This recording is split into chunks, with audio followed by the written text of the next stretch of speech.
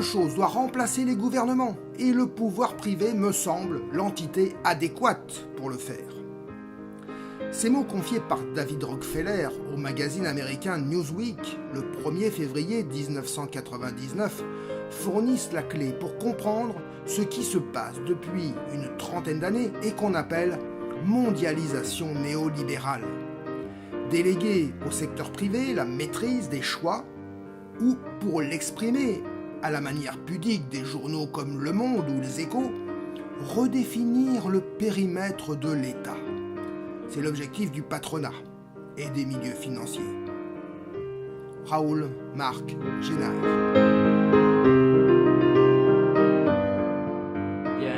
Moi, je pense que la chose la plus importante, et merci d'y contribuer, c'est de partager l'information, c'est d'en parler, c'est de faire en sorte, un peu à l'image de ce qu'on avait fait contre le traité constitutionnel européen en 2005, faire en sorte que de plus en plus nombreux soient les gens qui sont informés. Parce que quand on est informé, on ne peut que se révolter et s'opposer à cela. Et après, une fois qu'on est informé, une fois qu'on est convaincu de la nocivité de ce projet, eh bien on est convaincant pour aller voir un certain nombre de gens qu'il faut aller voir. Il faut d'abord aller voir les élus locaux, parce que les articles 4, 23, 24, 27 du mandat européen disent très clairement que les collectivités territoriales françaises et les communes dans d'autres pays de l'Union européenne sont visées par ce projet. Et qu'elles seront soumises aux obligations de ce projet. Donc moi j'incite beaucoup les gens, une fois qu'ils sont informés, à aller voir les élus locaux, à aller leur expliquer que les dangers que représente ce projet, les amputations dans les pouvoirs qu'auront désormais les communes. Je pense par exemple à des appels d'offres en matière de marché public pour des activités locales. Il faudra, comme dit le texte, que les marchés publics, y compris dans le secteur des services publics, soient ouverts le plus largement possible. Donc on éliminera toute une série de contraintes qui existent aujourd'hui, par exemple de production locale, d'installation locale. C'est une première cible. Et moi j'invite les gens à aller demander à leurs élus locaux que, par exemple, le conseil de la ville d'Angoulême, dans une délibération, s'appuyant justement sur ces articles qui concernent les collectivités territoriales, demande au gouvernement de la République de retirer la France de la négociation et se déclare hors grand marché transatlantique ou hors TAFTA. La première demande est politique, la seconde est symbolique.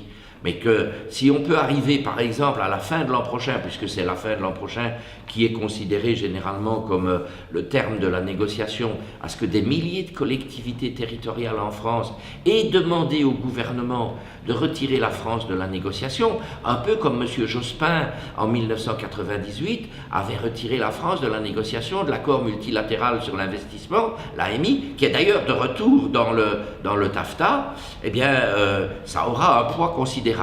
Puis il faut aller voir les élus nationaux et européens, puisque à un moment, quand la négociation sera terminée, si par hypothèse le Conseil des ministres européens, c'est-à-dire les 28 États, accepte le résultat de la négociation, celui-ci sera d'abord transféré au Parlement européen, qui devra dire oui ou qui devra dire non. Donc il faut aller voir les élus européens et ne pas accepter le baratin que certains racontent sur de prétendues garanties qui existeraient dans ce texte.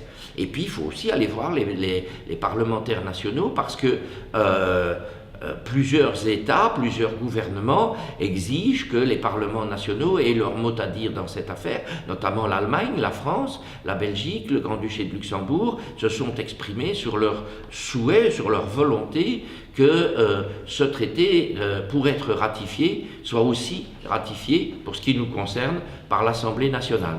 Donc on a là des objectifs, on a des cibles, les élus locaux, les députés européens, les députés nationaux et aussi la pression de l'opinion publique sur le gouvernement lui-même, puisque le gouvernement reprend la main quand les négociations sont terminées et doit dire nous acceptons ou nous n'acceptons pas le résultat de la négociation et qu'il faut l'unanimité.